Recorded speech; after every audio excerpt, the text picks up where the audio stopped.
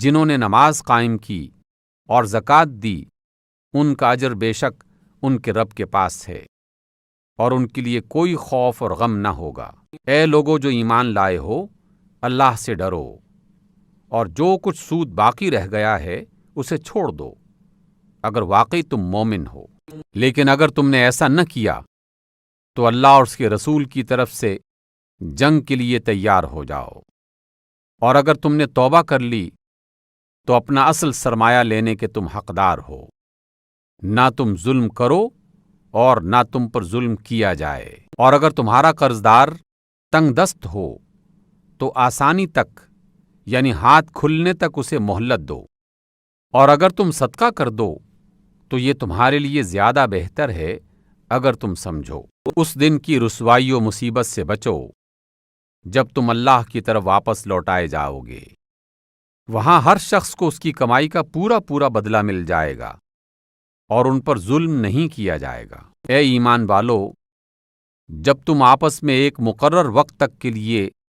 قرض کا لین دین کرو تو اسے لکھ لیا کرو، اور لکھنے والے کو چاہیے کہ وہ تمہارے درمیان معاملہ عدل اور انصاف سے لکھے، اور کاتب کو چاہیے کہ وہ لکھنے سے انکار نہ کرے،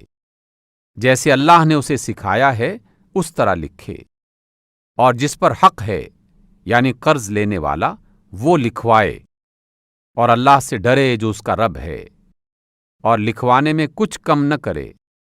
اور اگر جس پر حق ہے یعنی قرض لینے والا نادان ہو یا کمزور ہو یا لکھوانے کی صلاحیت نہ رکھتا ہو تو اس کا ولی عدل و انصاف سے لکھوائے، اور اپنے میں سے 2 مردوں کو گواہ بنا لیا کرو، اور اگر 2 مرد نہ ہوں تو وہ 1 مرد اور 2 عورتیں ہوں جن کے گواہ ہونے پر تم راضی ہو، تاکہ ایک بھول جائے تو دوسری اسے یاد دلائے۔ گواہوں کو جب گواہ بننے کے لیے کہا جائے تو انہیں انکار نہیں کرنا چاہیے، اور معاملہ خواہ چھوٹا ہو یا بڑا، وقت مقرر کے ساتھ